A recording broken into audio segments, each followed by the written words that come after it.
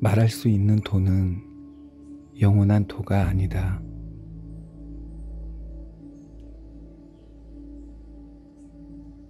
실제를 말로 표현할 수는 없습니다. 그러면 실제를 제한하게 됩니다. 실제를 명사와 동사와 형용사들 속에 억지로 집어넣으면 순간순간의 흐름이 중단됩니다.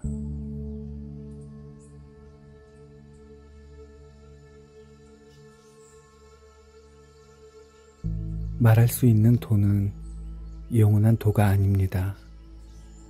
도를 말하려 하면 도를 시간 속으로 가져오기 때문입니다.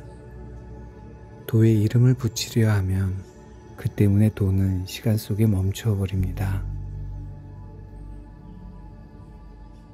어떤 것에 이름을 붙이면 그것은 더 이상 영원하지 않습니다.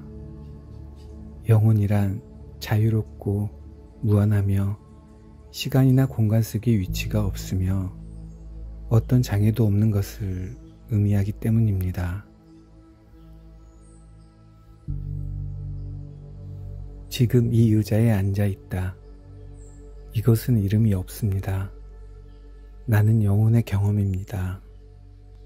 심지어 신을 생각하기만 해도 그 모든 것은 멈추어 버리고 시간 속에서 나타나며 그렇게 신을 창조할 때 신 아닌 것도 창조합니다. 나무를 생각하면 나무와 나무 아닌 것을 창조합니다. 원리는 같습니다. 어떤 것에 이름을 붙이기 전에는 세계에는 어떤 것도 어떤 의미도 없습니다. 오로지 말이 없고 문제도 없는 세계 속의 평화만이 있을 뿐입니다. 언어 이전의 이 세계에는 오로지 실제하는 것만이 있습니다. 그것은 나뉘어 있지 않고 파악될 수도 없으며 지금 여기에 이미 현존합니다. 분리되어 보이는 것은 어떤 것도 실제일 수 없습니다. 그것은 마음이 이름을 붙여 창조한 것이기 때문입니다. 이름을 붙이는 것은 환영의 세계, 꿈의 세계를 이루는 모든 것들의 근원입니다. 마음이 자기의 생각을 믿을 때 마음은 이름 붙일 수 없는 것에 이름을 붙이고 이름을 통해 그것을 실제하는 것처럼 보이게 합니다.